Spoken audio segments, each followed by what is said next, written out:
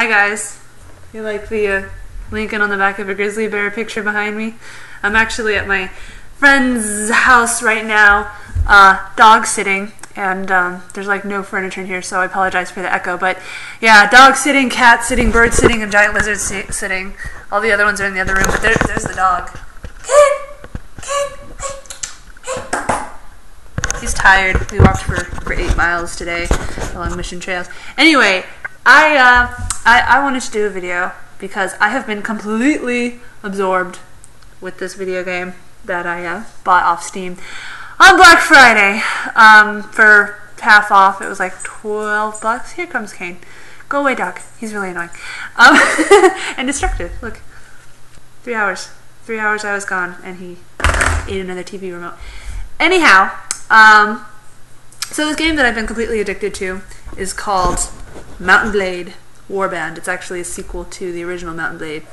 And I had heard of it before in my now defunct Dungeons & Dragons group because the DM guy had mentioned this game in passing on one of our many long tangents, and he was saying that, oh, he married this princess and the king attacked him, and so he had to get revenge, so he attacked the king, and this whole long epic story I don't even remember. And I was like, what game are you playing that has all this stuff in it? And so he was like, oh, Mount & Blade. And he didn't really explain anything else about the game, just that there was all this like political intrigue and stuff that you could get involved in. So anyway, Black Friday rolled around a week ago, and not even a week ago, like 5 days ago, 4 days ago, and I remembered his little story, and I decided to look for Warblade, and sure enough it was half off, and I was like, sure, why not, I'll try it. Oh my god, this game. Okay, this is one of those games that's very, very hit or miss as far as if you will like it or not, because I was talking to some of my friends after I got totally addicted to it, and pretty much all of them that had tried it before, except for William, obviously, were like, that's a stupid game, I hate it. And admit it, it's really not a fancy game. The graphics are not very good, and it's a very buggy war combat type thing or whatever, and it takes a lot of getting used to even function, really. But it has something in it that just makes it really addicting and fun. And I know everybody says this, but I am not really I don't have an addictive personality, so when I get really into a game, that's an achievement for that game. So anyway, basically, I don't know if I can really explain this game at all. It's kind of, you just have to play it to find out. But it's kind of like Civilization for like stupid people, for me. Because it's like, it has the whole like, you talk to the different nations, and you can try to conquer them, or you can try to be allies with them. You can try to conquer them and be allies with them at the same time, which is a little bit complicated. There's various princesses that you can woo and try to marry, although I found out the hard way that you should probably get in good with her father first, because I made the mistake of getting hot and heavy with Lady Svipple before asking her father for permission, and now he won't let me marry her, even though she totally loves me. By the way, you can pick male or female, and it really does matter, because in true medieval fashion, if you're a girl and you're trying to start your own empire, good luck. The lords will disrespect you. You can't marry any of the other girls. There's no gay option, obviously. This isn't Dragon Age. And it's a lot more difficult.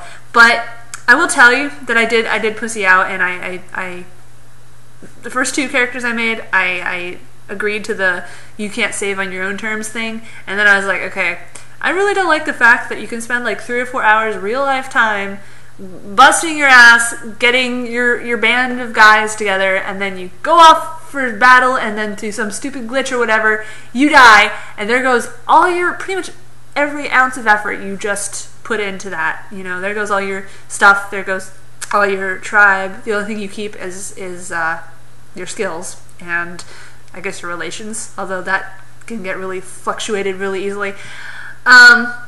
So I went with the save scrubbing option. Anyway, this isn't a review. This is just, I just wanted to talk about this game because literally it's eaten my life away. And I'm like, feel really guilty because I still haven't beaten Assassin's Creed 3, and I bought Dishonored and I haven't even touched it yet. because I've been addicted to this stupid little game I got off Steam that's like, I don't even know how old it is.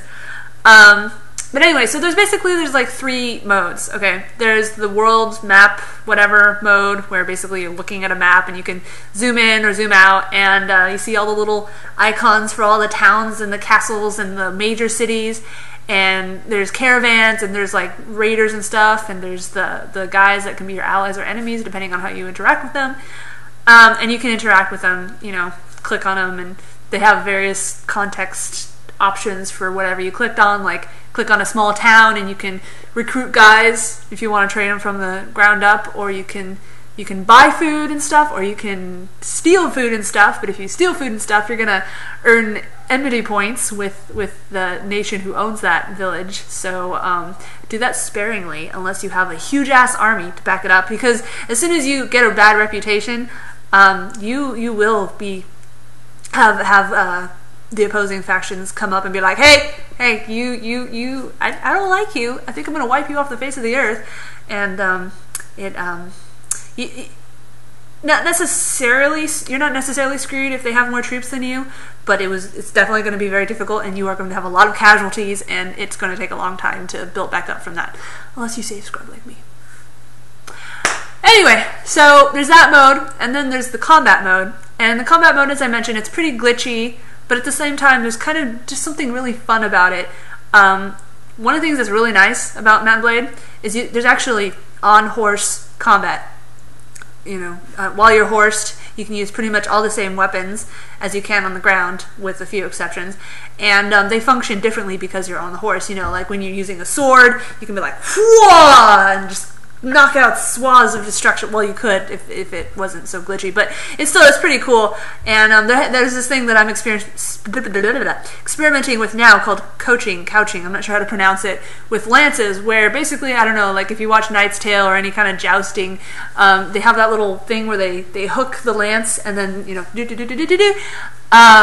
and it's really nice because when it hits a guy or it hits a horse, it'll basically one-shot them. Even if you're not very strong, it'll one-shot them. Unfortunately, it's really hard. There's not really there's only a targeting reticule when you're using a ranged weapon, and even then it like changes depending on what kind of ranged weapon you're using.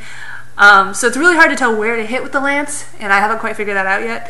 But luckily, you can actually make everything automatic if you really can't figure it out. I have it set on manual easy just because I'm like trying to figure it out. But so, you know, you can play the game, and if that's like the point that you get stuck on, you can put it on automatic so you can enjoy the other stuff, the non-combat stuff. And actually, you can send your guys in to fight without you once you have a small army. But I don't like to do that because when I fight with them, like, we'll just destroy everything. But when I send them without me, for some reason they suddenly decide to suck, and it's just like, oh, casualties. All of your army is now dead. And I'm like, huh, that's weird. I'm not there to organize them, and suddenly they all die, which I guess could make sense if I'm like a crack shot tactician or something, but I'm not. It's just the way the game is.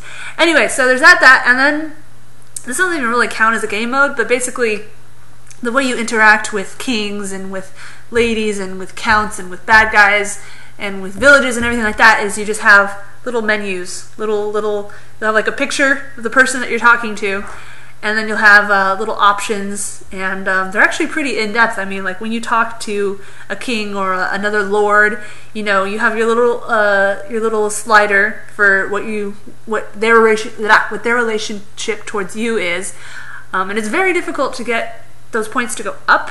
So I would sparingly attack them because, you know, you steal one land from him and there goes like 10 disposition. But, you know, I've done quests for guys, I've run into battle and saved them, and they're like, oh, fine, I'll tolerate your existence. And it's like, dude, I saved your life like 5 times. You should be kissing the ground beneath my feet, and also my feet. You should be kissing my feet as well as the ground. But that doesn't happen.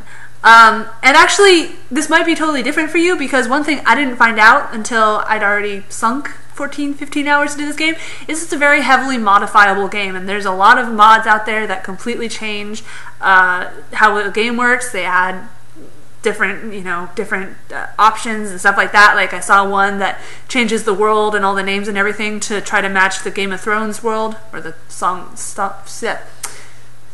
of Ice and Wind. That's it. or no, Ice and Fire. Whatever, I don't remember. I've actually been addicted to the Kushiel, Kushiel's Legacy series again, which, if you like Game of Thrones, I would strongly recommend Kushiel's Legacy, because this is the 5th book and I got it a week ago. I've read this much. It's a really good book. Anyway, tangent. And then there's other ones that add different layers of like the courtship. Oh my god, courtship. Courtship gets more complicated and stuff. And unfortunately, pretty much none of them are save compatible. So if I were to install any one of them, all the effort that I put in the game so far would go right out the window. So I'm playing it totally vanilla right now, and even vanilla is like super addicting. But anyway, so it's not a flashy game by any means, and it is fairly sophisticated. It's not a point and shoot or whatever. I like it because there's, well, I mean, they could have put more thought into how they set up the menu and stuff like that, because there's a lot of, you have to figure out where stuff is. I will give you a couple of tips right off. Save scrub like a bitch. Control plus space will make time pass faster even when you're traveling, which isn't in the manual anywhere. To couch, at least in Warband, you have to be going straight and not turning.